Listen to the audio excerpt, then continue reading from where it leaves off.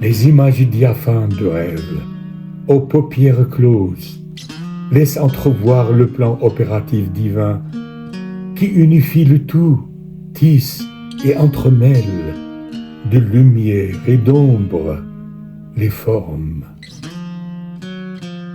Du miroir de la dualité de tout formé, nous nous voyons souvent, hélas, qu'à peine le reflet d'opacité, les illusions de l'antre kaléidoscopique des égaux fractales et racinaires de leur nuit.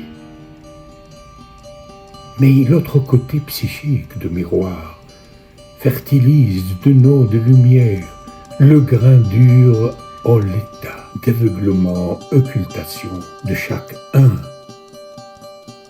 Une fleur se décristallise alors et croît en lumière de l'esprit qui remonte gentiment. Dans le miroir de la dissociation naturelle des formes, l'âme du monde elle-même soutient, encourage, revigore l'âme personnelle de chacun, dont la posture est périlleuse, en rebord de gouffre, des corps engoncés dans la matière qui rend.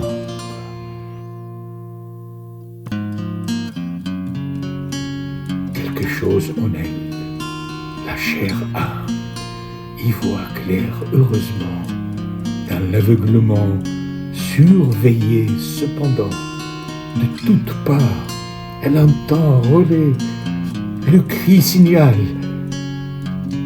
d'exigence sans empressement de la nature qui opère à son rythme la magie de lumière substantielle.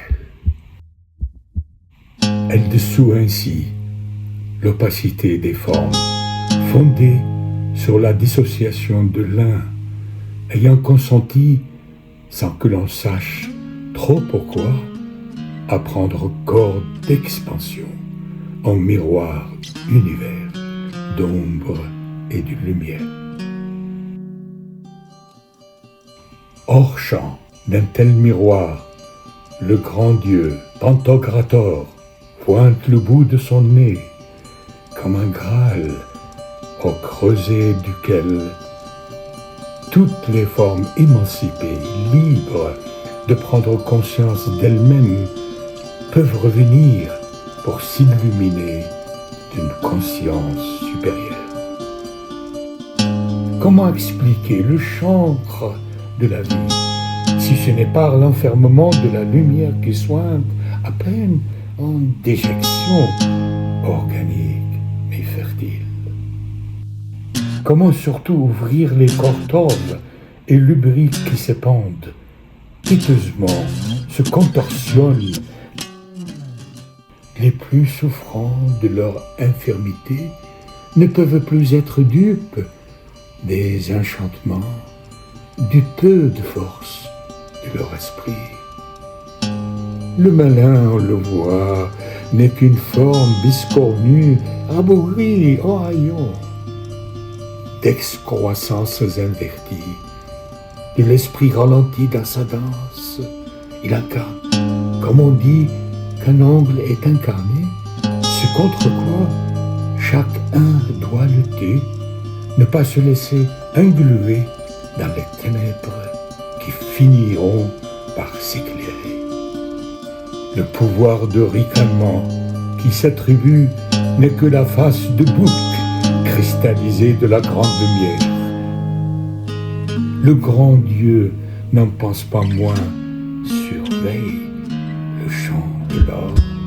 De toutes les métamorphoses, peut-être attend-il aussi que nous remontions par nous-mêmes de la nuit qui tombe vers le flux de son amour. Quoi qu'il en soit, hors champ de miroir, la vision de la vue contemple dans l'oculus Athanor le lent spectacle de toute transmutation.